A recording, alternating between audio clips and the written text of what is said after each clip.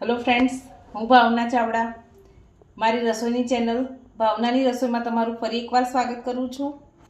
આજે હું તમારી સાથે ટામેટાના શાકની રેસીપી શેર કરવા જઈ રહી છું, જેમાં 4 થી 5 નંગ મીડિયમ સાઇઝના ટામેટા લીધા છે, જે આ રીતના પીસમાં કટ કરી લીધેલા છે। આ લીલા ધાણા છે, જે ઝીણા સમારીને લીધેલા છે। 4 થી 5 નંગ લીલા મરચાં છે, મીડિયમ તીખા છે, મેં આ રીતે કટ કરી લીધેલા છે, તમે ક્રશ કરીને પણ લઈ શકો છો। 8 થી 10 નંગ સૂકા લસણની કળી છે, જે ખાંડીને લીધેલી છે। હળદર પાવડર છે અડધી ટેબલ સ્પૂન, 2 ટેબલ સ્પૂન ધાણા જીરું પાવડર, 1 ટેબલ સ્પૂન રાઈ વઘાર માટે, લાલ મરચું 2 ટેબલ સ્પૂન છે, સ્વાદ પ્રમાણે મીઠું લઈશું, 1 ટેબલ સ્પૂન જીરું, આખું જીરું છે જે વઘારમાં યુઝ કરીશું, અને આ હિંગ છે। તો ચાલો ફ્રેન્ડ્સ, આપણે ટામેટાના શાકની શરૂઆત કરીએ। આપણે ગેસ ચાલુ કરી દીધું છે, એની પર પેન રાખી લઈશું, વઘાર માટે તેલ ઉમેરી દઈશું। આમાં તેલનું પ્રમાણ થોડું વધારે રાખીશું, કેમ કે આપણે આમાં પાણીનો બિલકુલ ઉપયોગ કરવાનો નથી। આપણું તેલ ગરમ થઈ ગયું છે, હવે એમાં રાઈ ઉમેરી દઈએ। રાઈ આપણી સરસ તતડી ગઈ છે, હવે જીરું ઉમેરી દઈશું।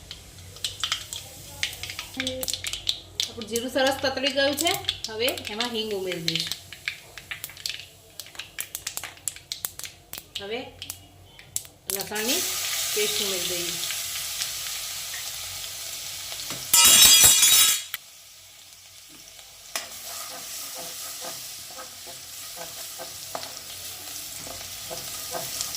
લસણની પેસ્ટ જે ઉમેરી છે એનો સહેજ કલર ચેન્જ થાય એટલે આપણે આમાં ટામેટાં ઉમેરી દઈશું।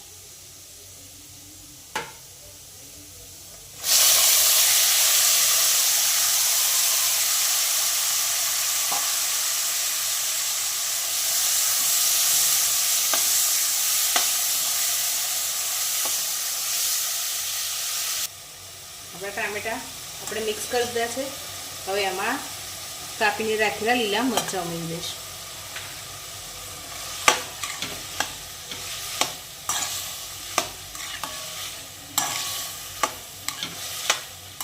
બધું સરસ મિક્સ કરી દીધું છે, હવે આપણે આમાં સૂકા મસાલા એડ કરી દઈએ।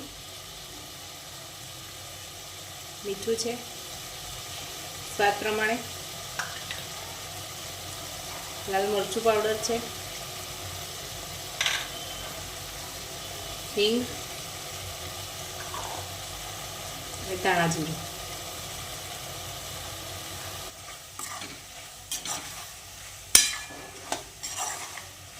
હવે બધું સરસ મિક્સ કરી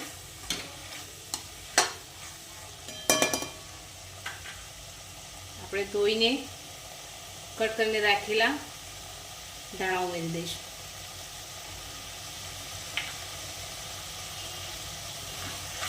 બધું સરસ મિક્સ કરી ગેસની ફ્લેમને લો ટુ મીડિયમ રાખીને સરસ ટામેટાને ચડવા દઈશું।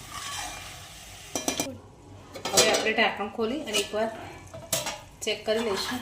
તમે જોઈ શકો છો આપણું શાક એકદમ સરસ ટામેટા ચડી પણ ગયા છે,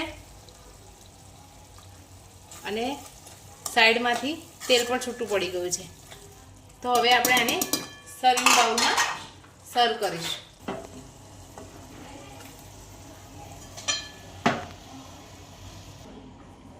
તો તૈયાર છે આપણું ટામેટાનું શાક। જ્યારે ઘરમાં કંઈ પણ શાકભાજી ના હોય ત્યારે એકવાર આ શાક બનાવીને ટ્રાય કરજો, અને તમને મારી આ રેસીપી કેવી લાગી એ મને કમેન્ટ કરીને જરૂર જણાવજો। લાઈક કરજો, શેર કરજો, સબસ્ક્રાઈબ કરજો, અને બેલ આઇકન દબાવવાનું ભૂલતા નહીં, જેથી મારી નેક્સ્ટ રેસીપીનો વિડીયો હું તમને અપલોડ કરું અને તરત જ નોટિફિકેશન મળી જાય। Thank you.